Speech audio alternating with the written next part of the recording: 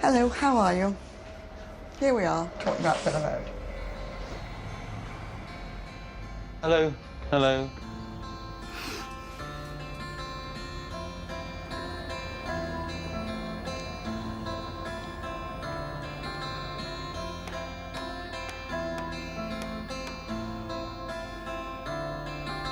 The world and all its angels are talking in my head. The world and all its angels, they lay all its angels set the table for the feast. The world and all its angels come to toast the suckling beast. Come the morning. By the dawning light, such grand stories, behold the wondrous sights. Come the morning, by the dawning light, such grand stories, behold. Power to the biosphere.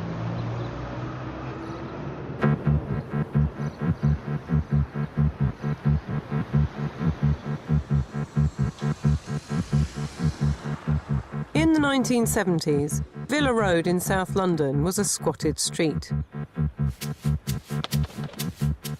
Behind these doors, anarchists mixed with hippies and feminists. A primal therapy commune established itself across the street from a whole food cafe. And homeless single mothers rubbed shoulders with Marxist revolutionaries. This was a generation that wanted to change the world.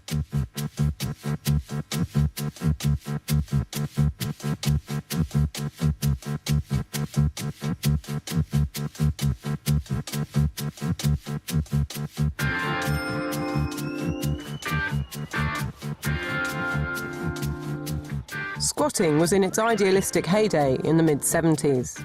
In London alone, there were over 30,000 squatters, often occupying whole streets of abandoned houses, with hundreds of squatters living together in communities. In Brixton, the town planner's futuristic 60s blueprint for a new town centre had been shelved, and streets like Villa Road lay empty, stranded between the past and the future. Into this vacuum came the squatters. They were politicised and they were on the left. They believed in collective living and collective action, and they chose to live by their beliefs. We actually thought that we could produce a revolution. We could produce very radical change in the way things were organised. We could increase the power of ordinary people, of working people, and so forth. We could reduce oppression, all those sorts of things. We thought all those things could be done at that time. We were trying to do them. It was a politicised generation. I mean, we were Marxists, I suppose. Dialectical materialism and historical materialism were phrases that tripped off the tongue. What would your ideal goal have been? My goal is always revolution. Absolutely. Absolutely. The idea was that people would organise and would rise up against capitalism, and there would be a revolution. It was always a little bit vague about exactly what form that might take in Britain, but you know, a general strike, whatever. I mean, it sounds, and it was, wildly utopian. But you believed it? Yeah. Practically everybody I knew was political in one way or another, and it was a moment in time where we thought we knew everything. You had incredible energy, there were things happening, there'd been the miners' strikes, there were factory occupations, there were things that there was the Black Power movement in the States, there was the and so on, you know. So there was you know, something positive, which was that people were optimistic, people thought they could change the world, they wanted to change the world, and so there was a lot of activism around, and obviously one of the areas was housing. So would you personally get the crowbar and be... Yes, I would. We would go along perhaps late at night and get in the houses and get the electricity sorted out, and then help the people to clear out the houses and make them habitable, really. When we moved into the houses, they had council wreckers in them who had broken a lot of the fabric of the houses. They broke the toilets and they poured concrete down them. They broke a lot of the windows. They tore up floorboards and pulled down ceilings. And we all set to fix them. And when I look back on it, the sort of things we did were quite astounding. Because they had poured concrete down the drains, it meant that you had to dig up the connection to the main sewers out in the street. We just used to dig up the whole lot and connect it up to the mains. What do you remember about that house, 39, when you got there? How terribly filthy and it was. Didn't have any floorboards in the basement. No floorboards. There was an old guy who had shell shock called Tim living there. That's right. The basement was full of excrement because he had mental health problems. It needed a lot of cleaning up. We went out skipping. And skipping was going around and looking in the skips that were on the streets and collecting whatever it was you needed. And so that was, there were two activities, skipping and wooding. Wooding was going out and reclaiming all the wood from the houses that were being demolished. And, you basically built your environment. Winter, the ice was on the inside of the windows. Heating was like one bar when I was long fires, mainly for bathrooms, I think. We used to cook on that as well. Beans on toast and toast. Total fire hazard. I think the wiring was totally bent and illegal, so the gas was. It was, and I remember seeing a huge rat coming up from the basement at one time. Yeah, it was pretty rough. Perhaps surprisingly, in the middle of a black community in Brixton, the core group that colonised Villa Road were white middle-class graduates, mainly from Oxford and Cambridge universities. Xander Fraser arrived in 1974 with a fire in his belly and a degree in architecture from Cambridge University. Were you rich?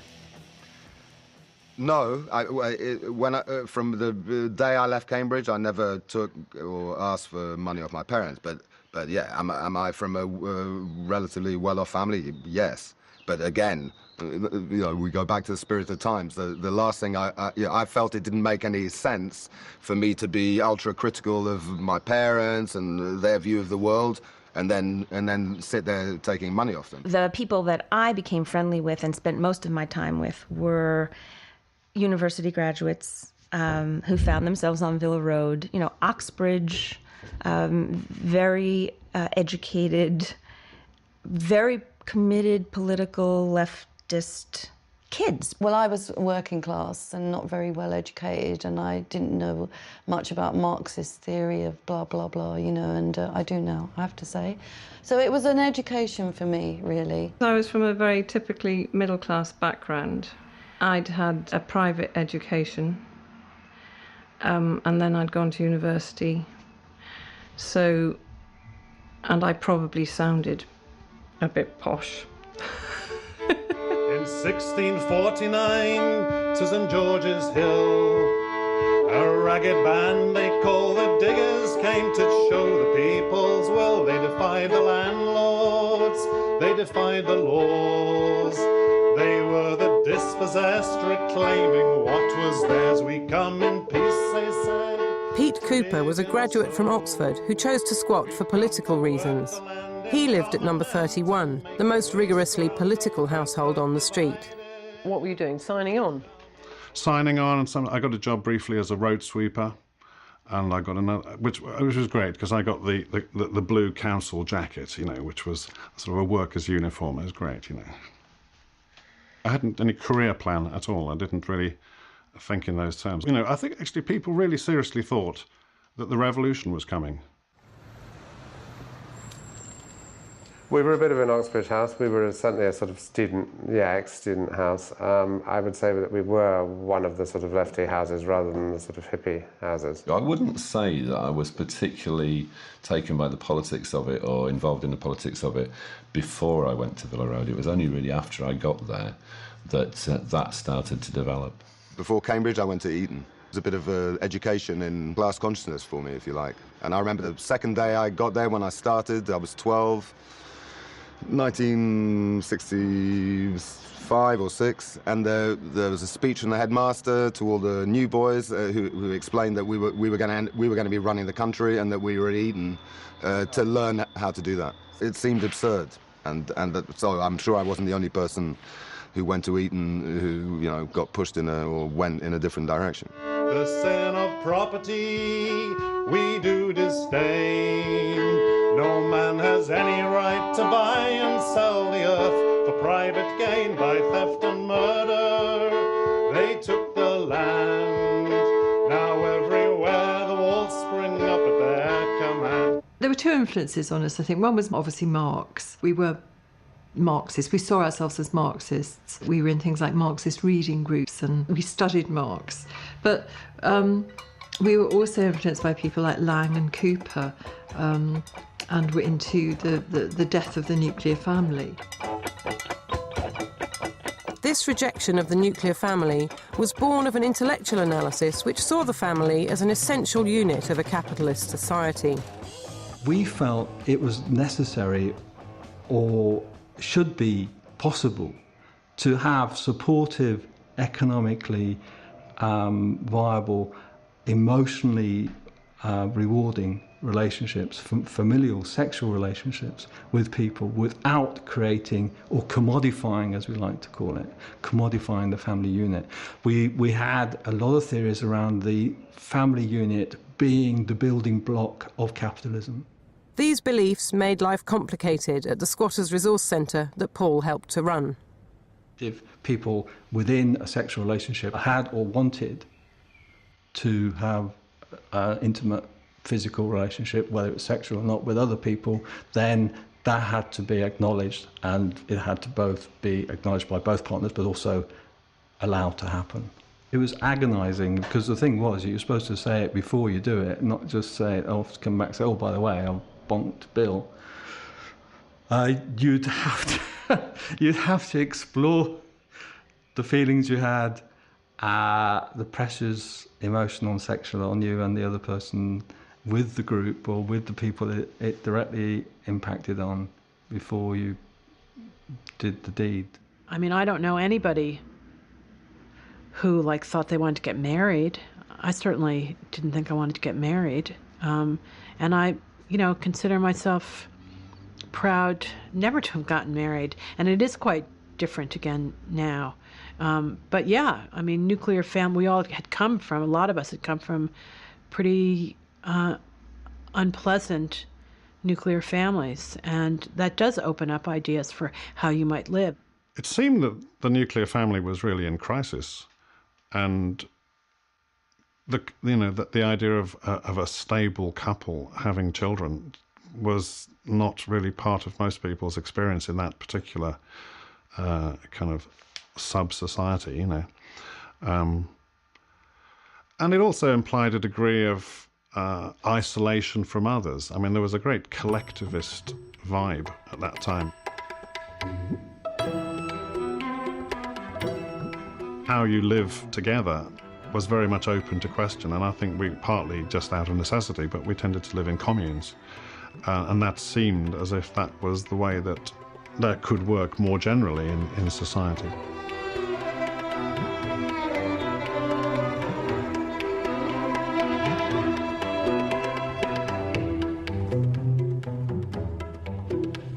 By the mid-70s, there were about 5,000 squatters in Lambeth, more than in any other London borough. Down the road from Villa Road was St Agnes Place, another squatted street, populated by Rastafarians and many members of the Workers' Revolutionary Party. Jane Halsall Dixon has squatted here since she was 3 years old and is one of very few squatters left in Lambeth. We're going up. Yeah.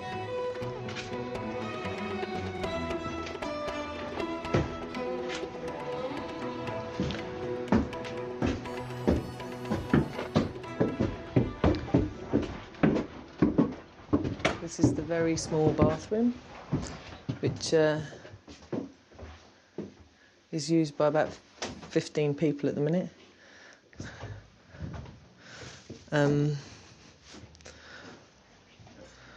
This is kind of a bicycle room. There's been, a transient community of people who've moved in here and sorted their lives out a bit, got themselves together, possibly moved on, possibly not, in my case, not. But, it's provided housing for a hell of a lot of people in 30 years.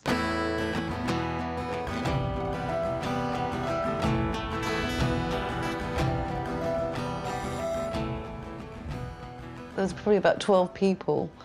And what I remember about it was I didn't have to cook, like, probably once every 12 days or something, because everyone had to cook. There was a rota system.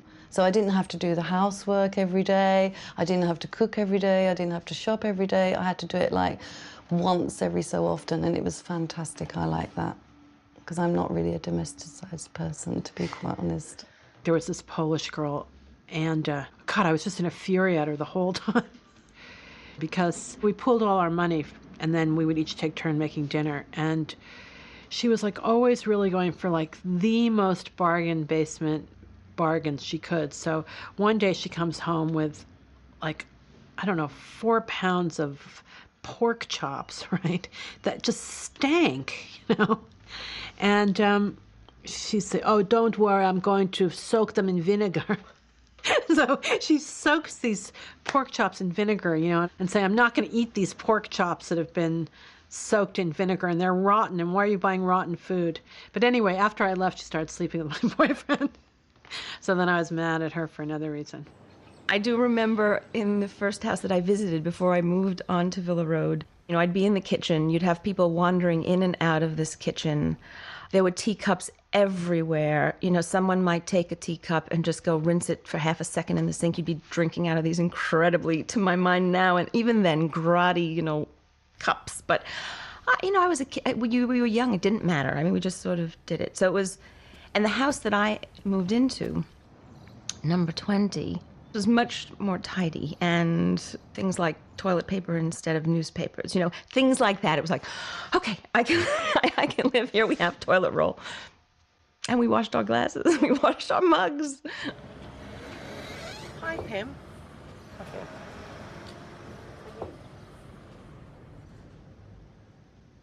What you're looking at is a very first experiment of a system of nomadic living, perhaps you could call it, but or perhaps retractable housing systems. Pim, originally from Holland, came to Villa Road in the early 70s. Having lived in a teepee in California, he believed that the environmental way forward was for people to build their own dwellings. For a long time, he lived in a handmade hut in the garden of 31 Villa Road. He now squats a few doors down, living in a domed tent inside his house.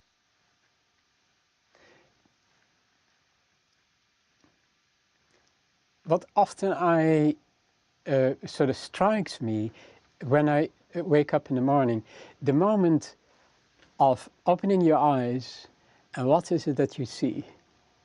And it often sort of strikes me how delightful it is that when you open your eyes and I just look up at the ceiling, well, it is not the ceiling, but look up at the sky, and how I see from the bottom down and then have this field of view.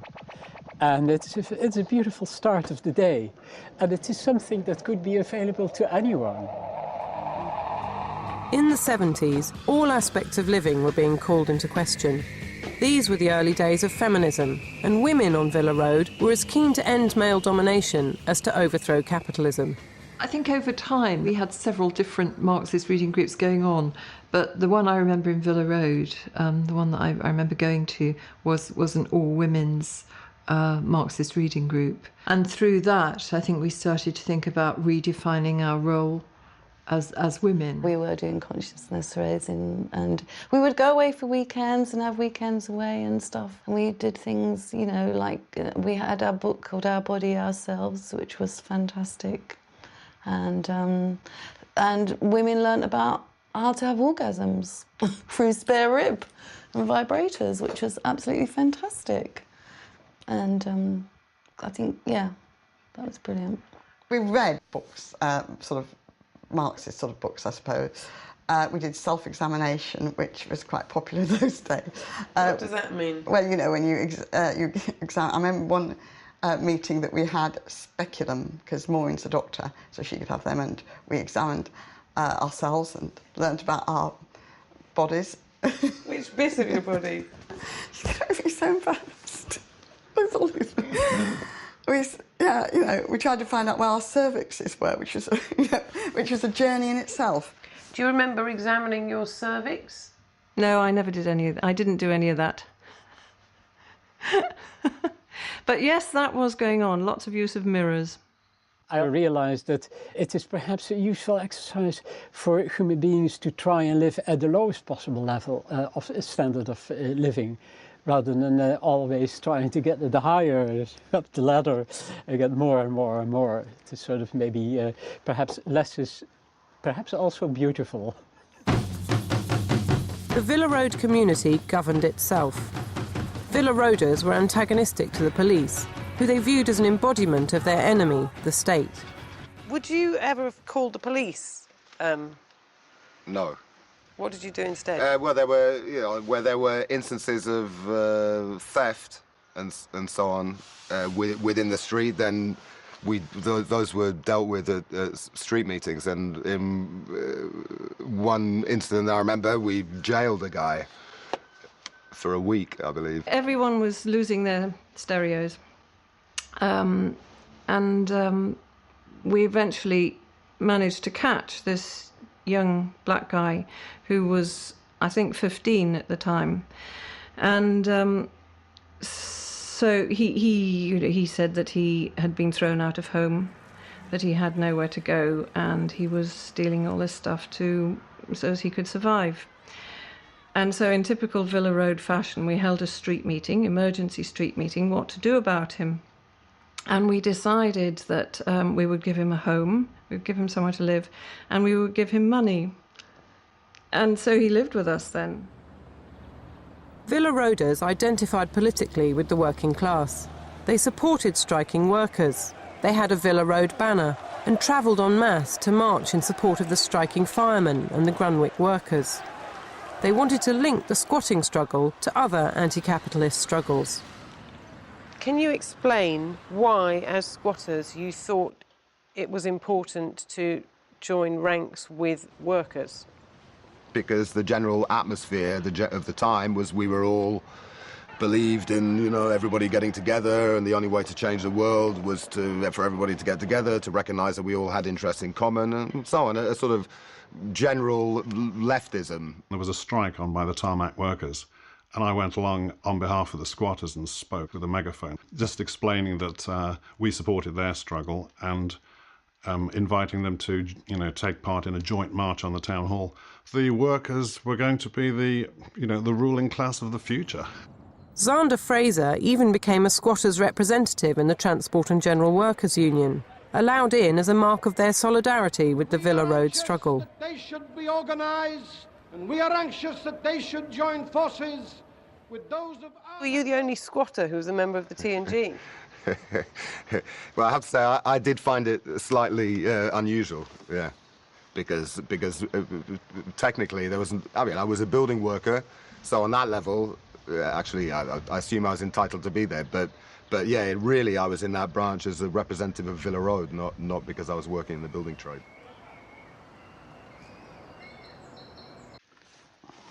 Oh, no, watch out for this telephone thing. Just step over it. This room is problems with flooring, but is a kind of communal workspace, and it functions quite well like that for us.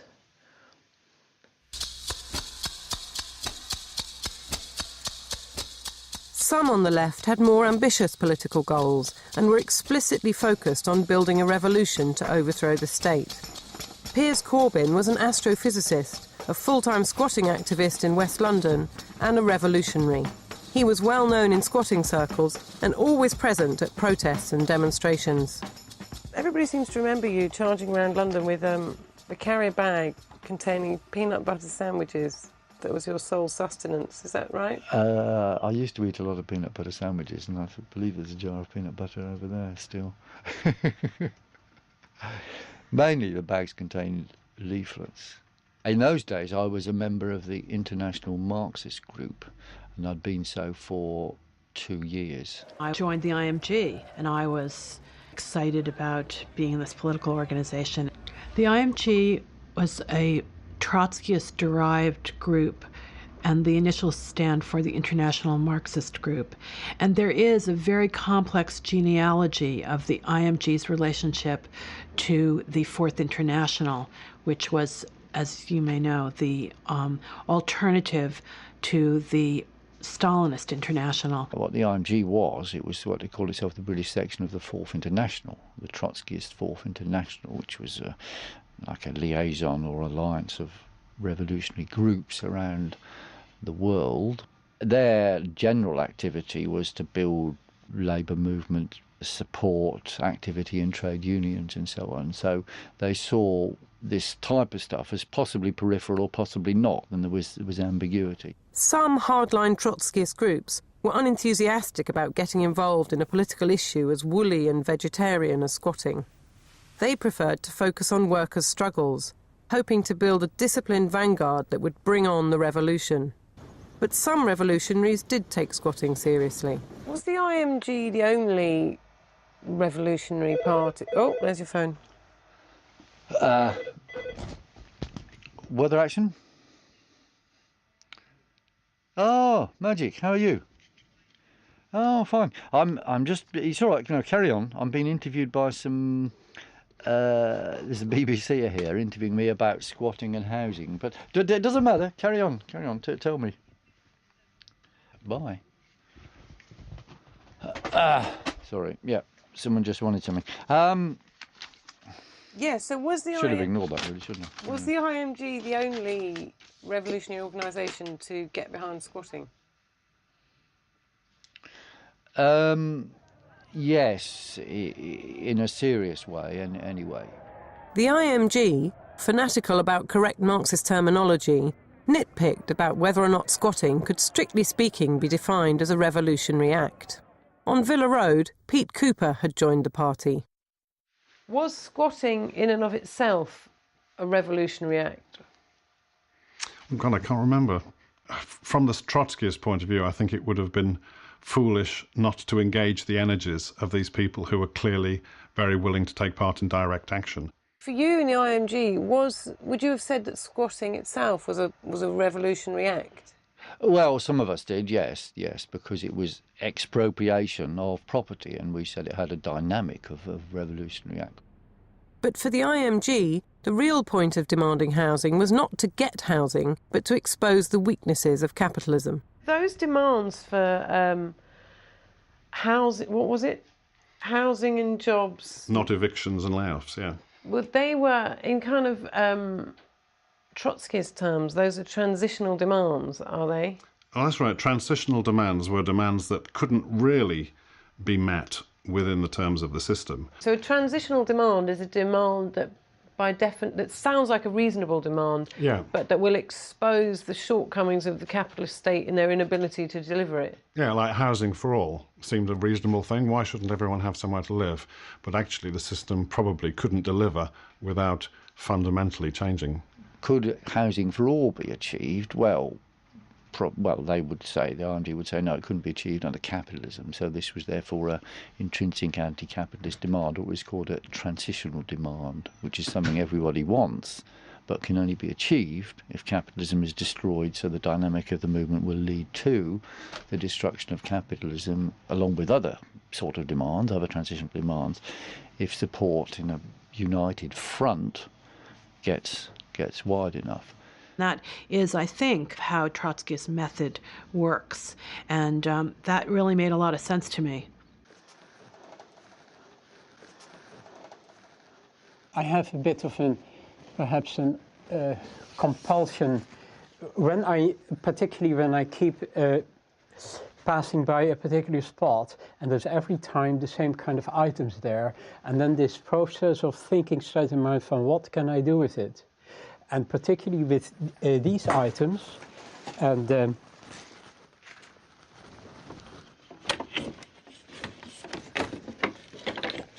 here is a nice example. For the first few weeks or months, I just didn't think I should go pick it up. And then at some point I thought well, I'll start picking up just a few pieces and take them home and see what I can do with it. Some on Villa Road saw their inner world as the route to changing society. Louise Eichenbaum had come to London from New York as a trained psychotherapist, attracted by British feminist writing. From her squat in Villa Road, she set up the Women's Therapy Centre with Susie Orbach, believing that therapy could be harnessed to left-wing goals. For me, psychoanalysis and psychotherapy absolutely came right out of my political activity because, as a feminist, we really understood that in order to change oneself, you couldn't just say, I no longer want to be this person, the person I was raised to be, the little girl raised to be a certain kind of feminine character who defers to people, who's submissive, who feels insecure, who doesn't feel entitled, and so on. We knew that we no longer wanted to be that person.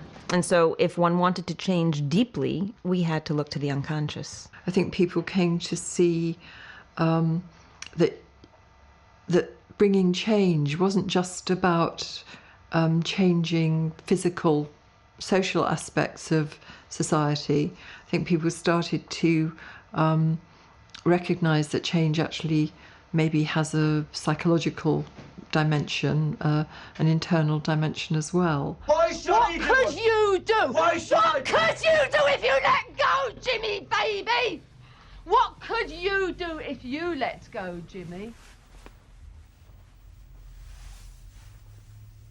I was very political right from my teenage. I come from a very political family, and I spent very intensive 10 years from the age of 17 on, utterly involved in outward politics. I was also engaging in a lot of personal relationships, and a girlfriend of mine, German girl, who's also very active in politics, committed suicide.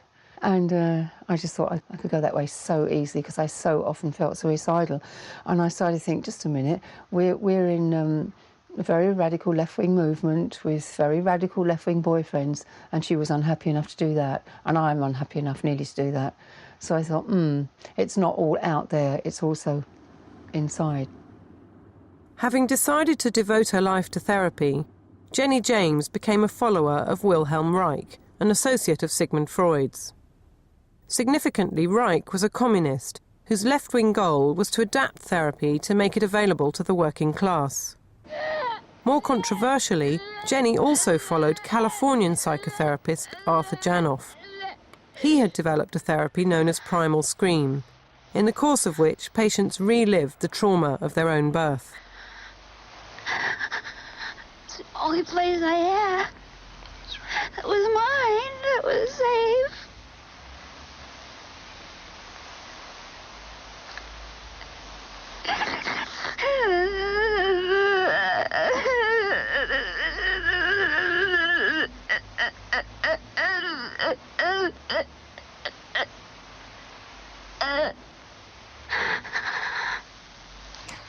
Despite having no formal training, Jenny set up a primal therapy commune in Donegal in Ireland. At the same time, she established a sister commune in a squat at number 12 Villa Road. The idea was that therapy should not be the preserve of the moneyed bourgeoisie, but should be available free of charge to anybody. I was called the black sheep of the... Oh, I'd brought the therapy movement into disrepute. This came from the big posh therapy centres, and what it really boiled down to is I wasn't asking money. And I was saying that anyone can do therapy if they go through things themselves. They don't need some posh training. It's just a question of human empathy and, of course, knowing yourself really, really well, being very honest with yourself. And so I just opened the doors. It was primal scream, and it did involve screaming, letting, which was, sorry, I'm not laughing at that. I mean, it was, it's very genuinely felt, and it was about letting out your inner anguish. It was noisy. That's what I say to you. It's extremely organic and well worked out. Nothing's false. It is something that comes out, but when things do really come out from very far down in the body, they can sound quite animal-like. They can be quite scary. What wasn't nice was that they were all naked while they were doing it. So when you're 6 and there's a big group of people rolling around the floor naked, you're thinking, what is going on here? And that was my friend's mum. She was the one that did it, Babs. And you just think, oh, it's so strange, because you're playing out in the garden, you're popping for a drink, and someone's in the kitchen totally naked. Helen Russell joined the Primal Scream commune in Villa Road in 1976. Jenny is very charismatic and very, very strong. Her personality is very, very strong. It's like she has an aura like this, you know. Our one-to-one sessions were extraordinary and incredibly valuable, and I wouldn't ever regret any of that or want it to be any different. But the downside was the group living, everybody, and the thing was, you know, we're all there, we're all feeling really vulnerable, we're all looking for ourselves, we're all looking for friends and support and home and family and answers. And so everybody was vulnerable, and everybody was at different stages of this exploration, this journey. And there was no account taken of that in any structured way or in any way, really. Throughout the years, what would happen is now and then some of the sort of the stronger characters would actually cross the line. It's a metaphorical line. They cross the line, come in, get involved. We had a lot of very lovely-looking women in our commune, and they'd form relationships and they start to look at it. So was that what drew them in, that was the women? I would say that was probably, obviously, a first hook, if you like. But then they'd seen it's very interesting what we do. They'd see that, and they'd see that it worked, and they'd get interested. It was a deeper way of living. I remember that the Primal Screamers, the story was, I think it was probably true too, that the Primal Screamers sort of sent vixens out onto the street to seduce the handsome boys who were on the left and to get them to scream instead of, agitate or something. I don't think it was that organised. It sounds a bit of a conspiracy theory to me. You weren't lured in by a woman? I was lured in by a woman, actually, so you never know, do you? But I don't think she was acting on orders. I think she just fancied me. It always reminded me of that film, The Invasion of the Body Snatchers, in that one would wake up and discover that, somebody else from the street had been sort of captured by the primal scream.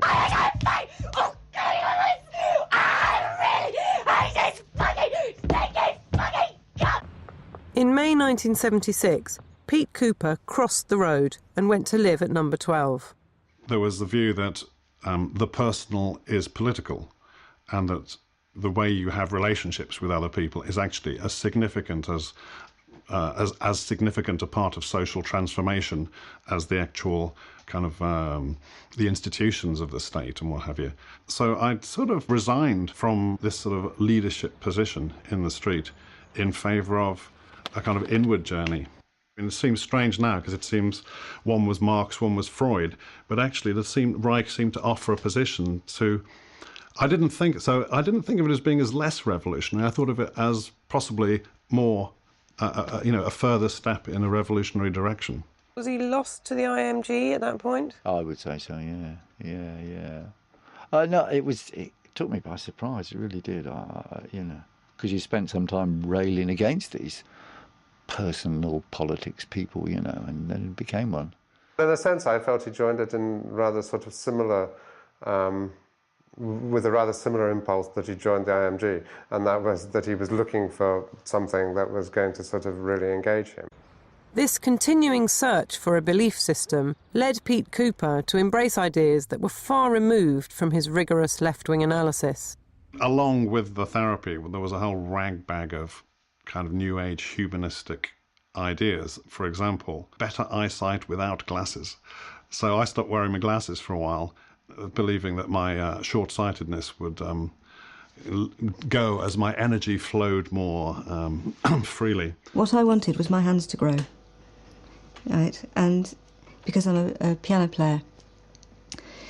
And so what I wanted was my hands to grow, and I'd got this idea that my hand had stopped growing when I was about 9, which was when my little sister was born.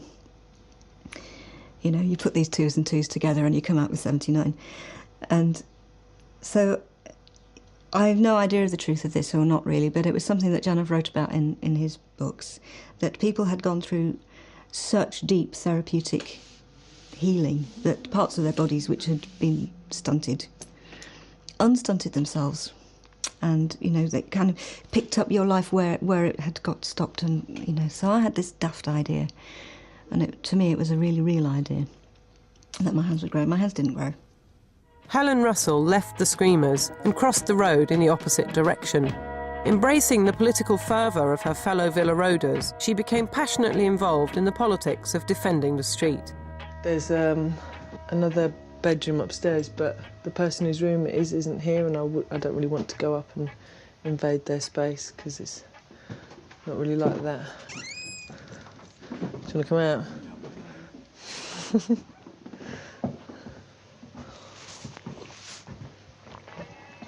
So, and this is my room. Yeah, it's all right, this room. Although nowadays the pigeons keep me awake.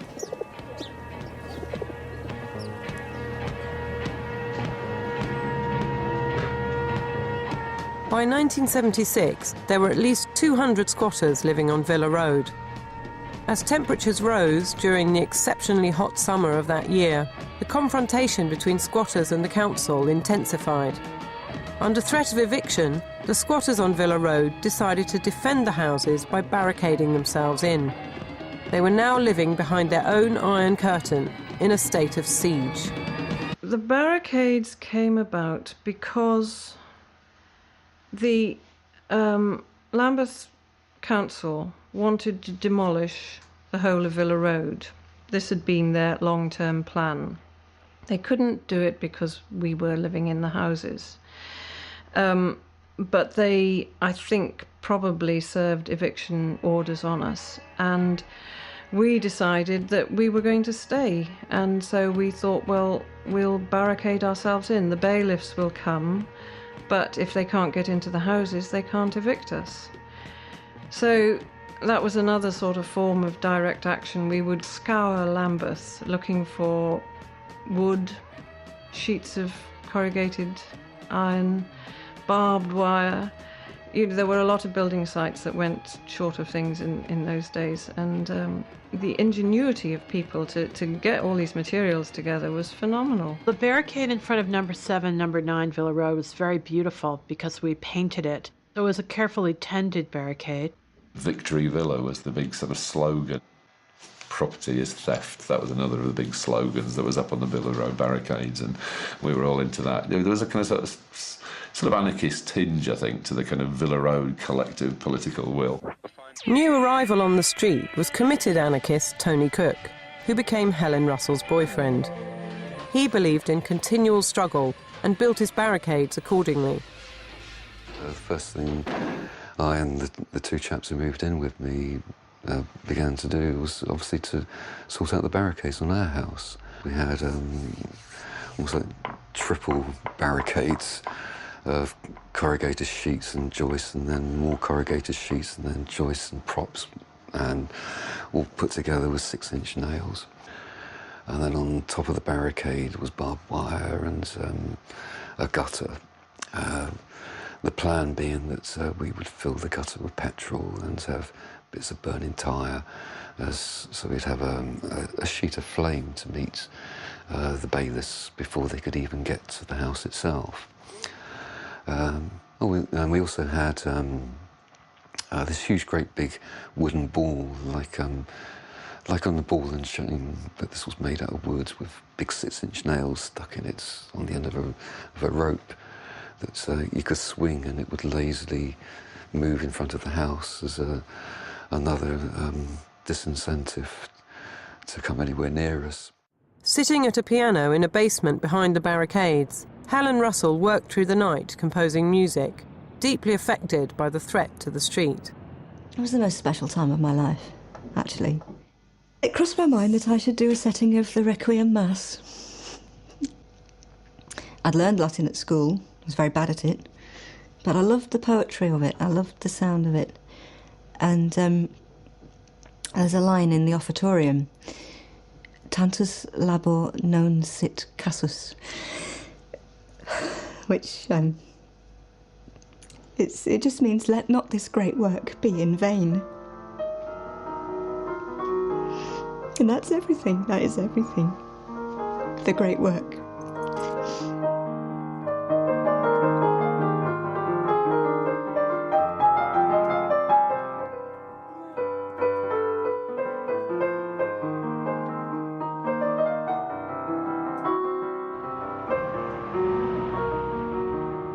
In January 77, the council decided to destroy squatters' homes. They targeted St Agnes Place and came to demolish it, bringing with them an army of 250 policemen.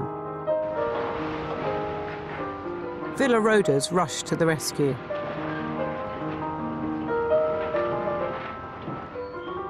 Very early in the morning, we found out that the council were moving in bulldozers, there were large bus loads of police turning up at the ends of the street and all the rest of it.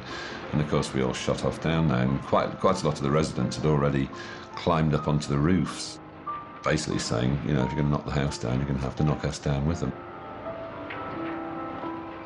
Got all the council workers digging up the pipes down at the front, and they filled the drains with cement and they took out the water and the gas pipes. So they really went to town to make sure they were uninhabitable. In this picture, you can just see here is a protester. He's one of the squatters who actually tied a rope around his waist. There was a few of them, and actually walked across the top of this, what's left of the main framework of the house. We, together with the lawyers from the Law Centre, managed to get a emergency High Court injunction by midday or 1 o'clock that day, forcing the council to withdraw their equipment and to leave us alone. St Agnes Place was saved, and the council was publicly and humiliatingly defeated.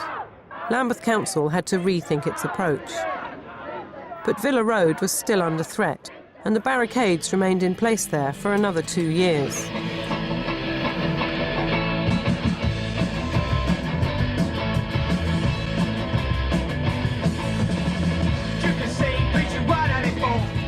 In 1977, Tony Wakeford was living at number 15.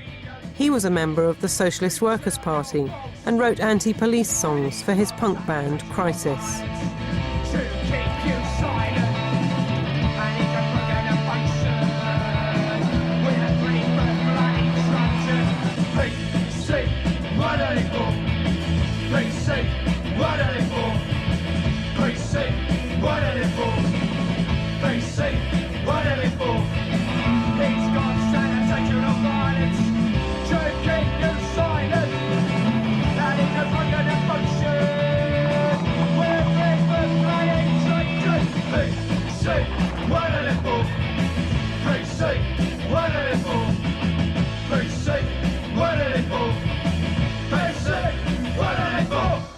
Were you doing a lot of drugs at Villa Road? Yeah. And before and after. Yeah, mainly lots of speed and some acid. Yeah. Terrible.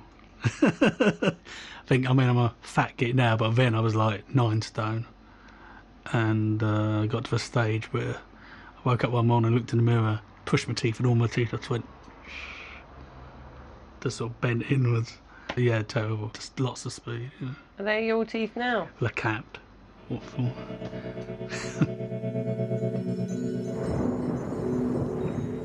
That decade, things did seem very black and white, and people really, took sides and made decisions of what we were going to do. So it was a very, no middle ground type thing. But yeah, at the time, we were all very committed.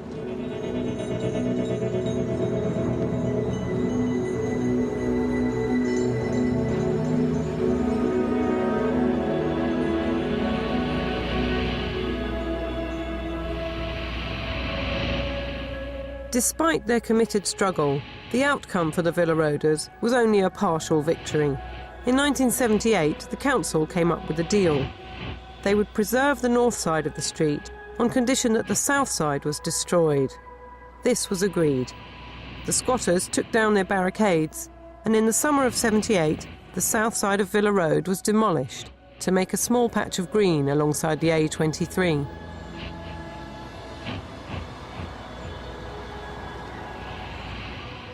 Most of the houses on the north side became a housing co-op.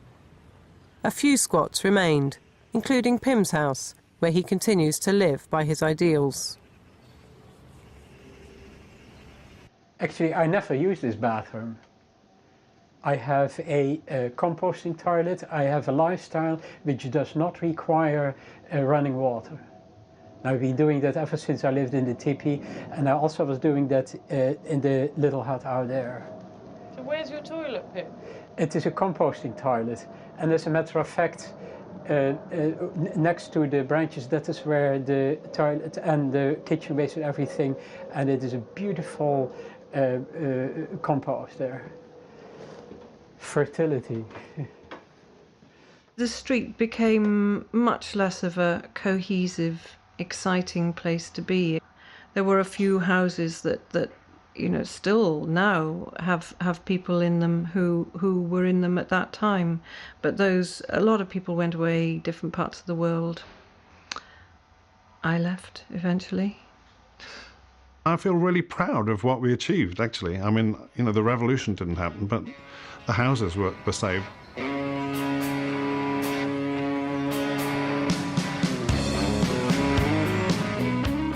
St Agnes Place refused to compromise and continued to battle for survival for the next 30 years.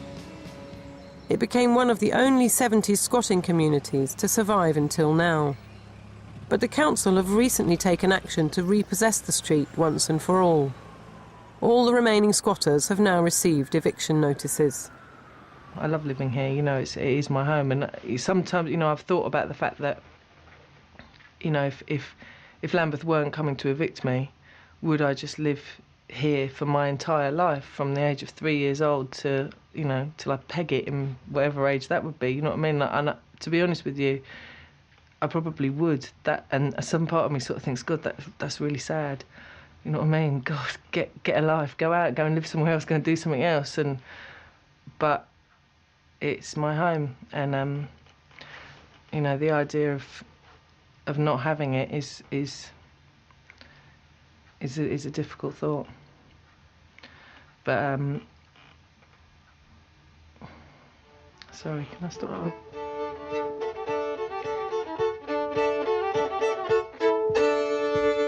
From the men of property, the orders came. They sent the hired men and troopers to wipe out the diggers' claim, tear down their cottages, destroy their corn. They were dispersed, but their vision lingers on. You poor take courage, you rich take care. This earth was made a common treasury for everyone to share, all things in common, all people one. You diggers all stand up for glory, stand up now.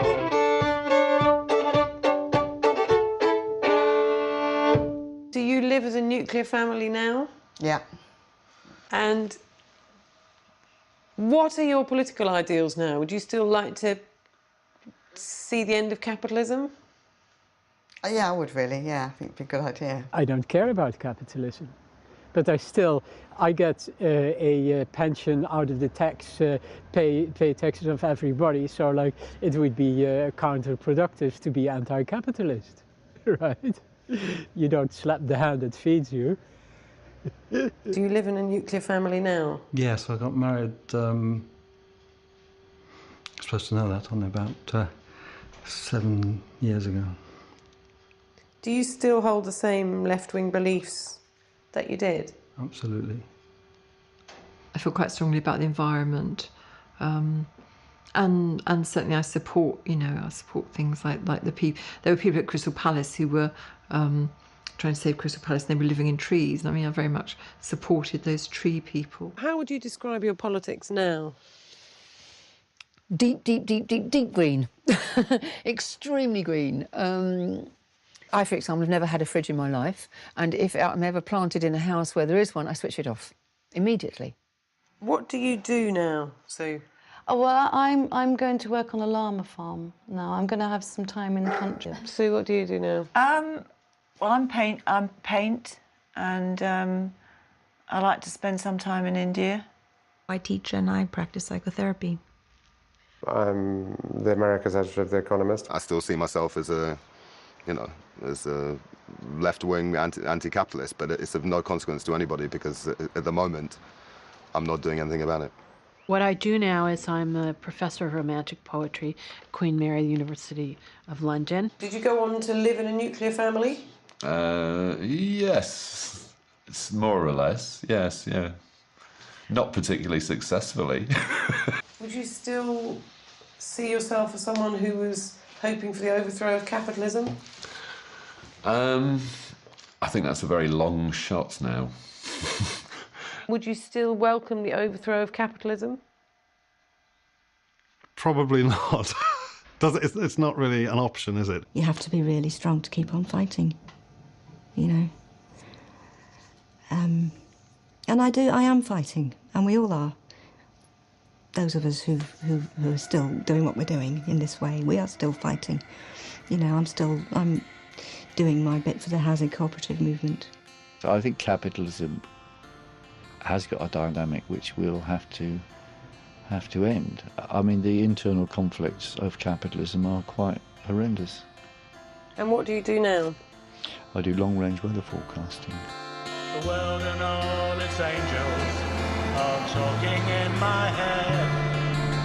The world and all its angels.